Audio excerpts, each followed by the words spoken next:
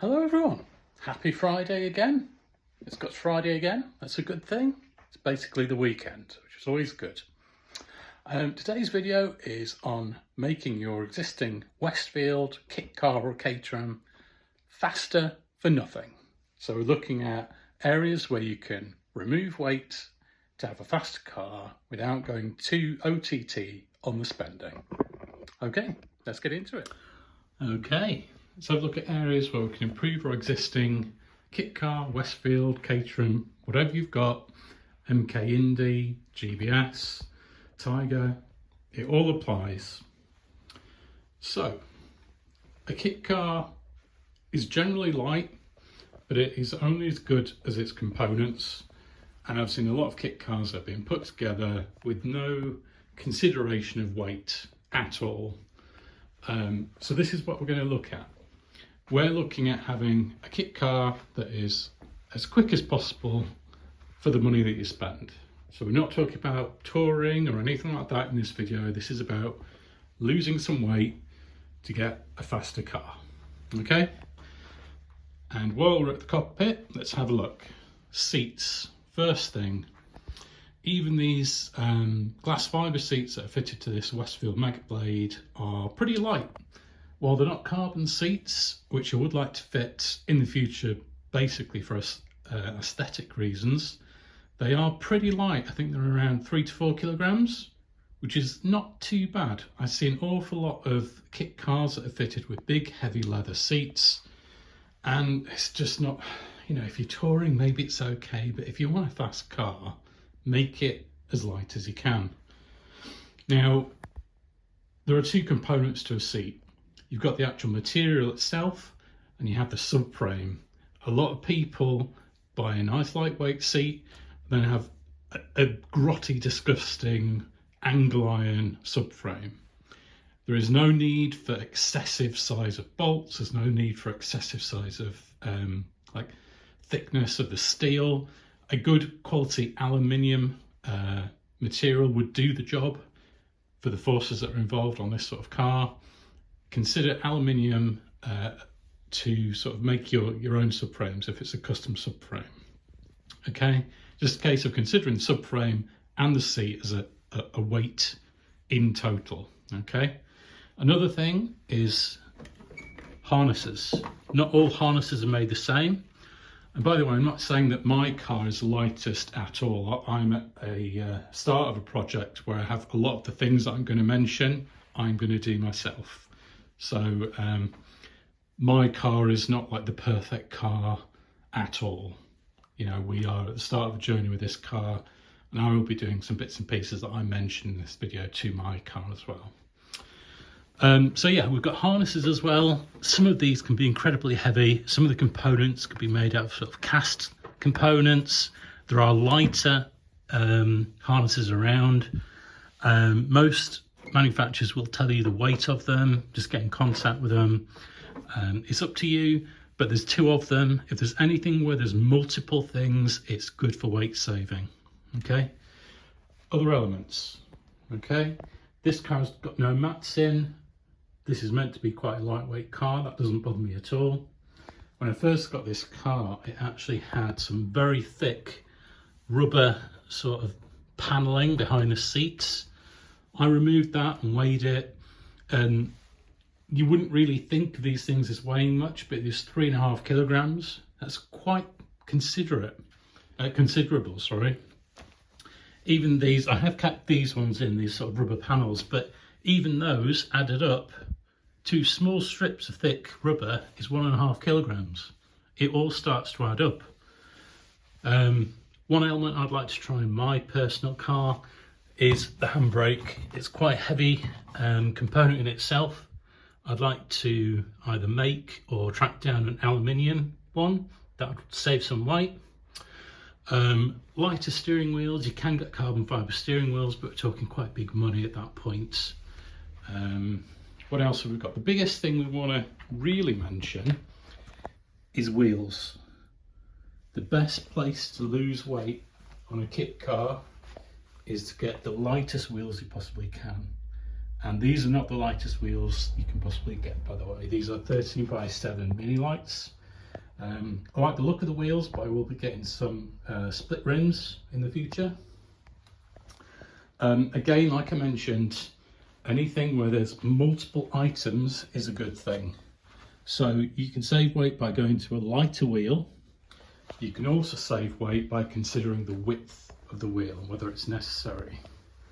So for example, on this light Westfield Mega Blade that weighs about 450 kilograms, 440 kilograms, something like that, the original owner fitted 13x7 wheels at the front.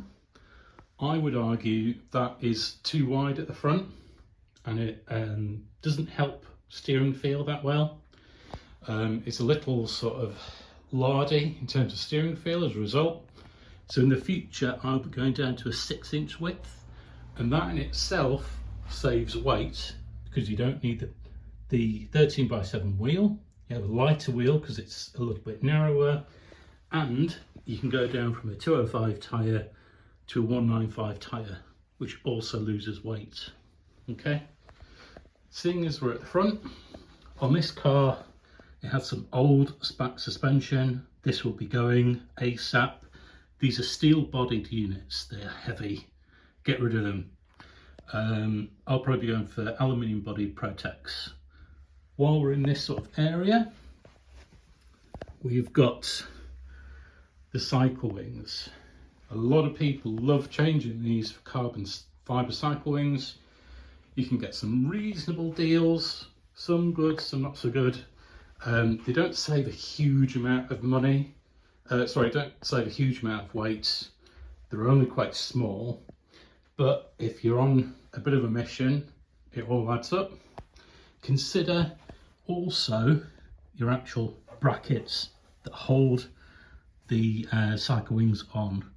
Can you get a lighter one? Can you make a lighter one? Can you make it out of aluminium? Think about how it's connected. These are little sort of bolts, sort of capped bolts.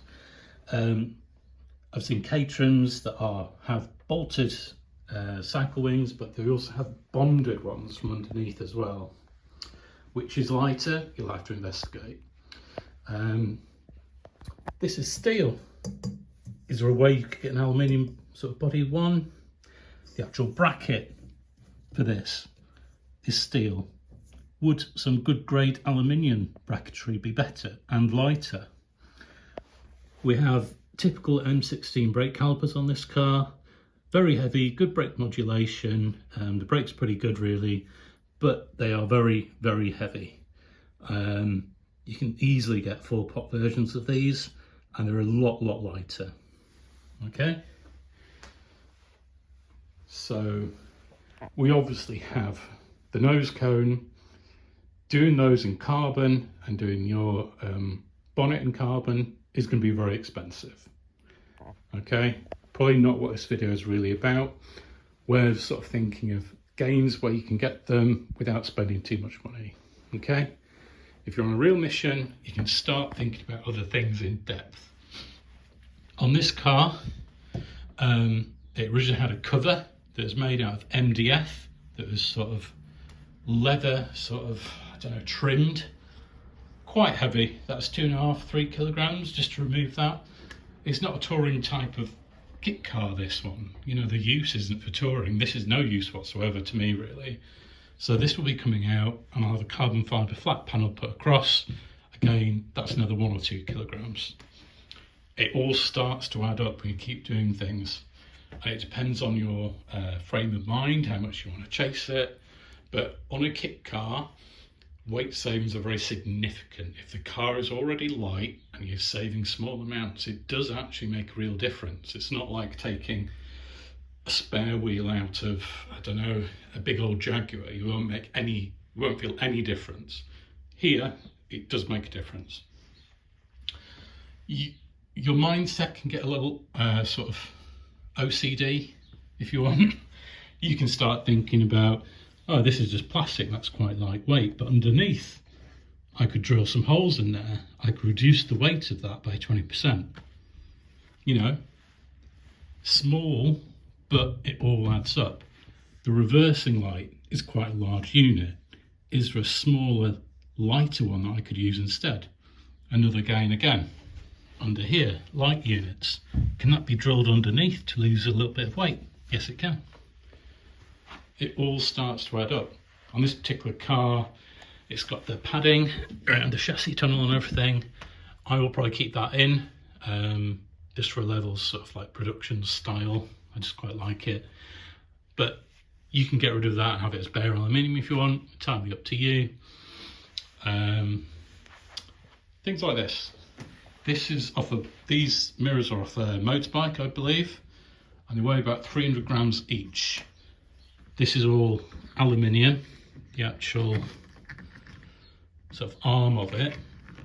You can get some very light motorsport mirrors, and you've saved yourself about 500 grams, 400 or 500 grams by changing both of those.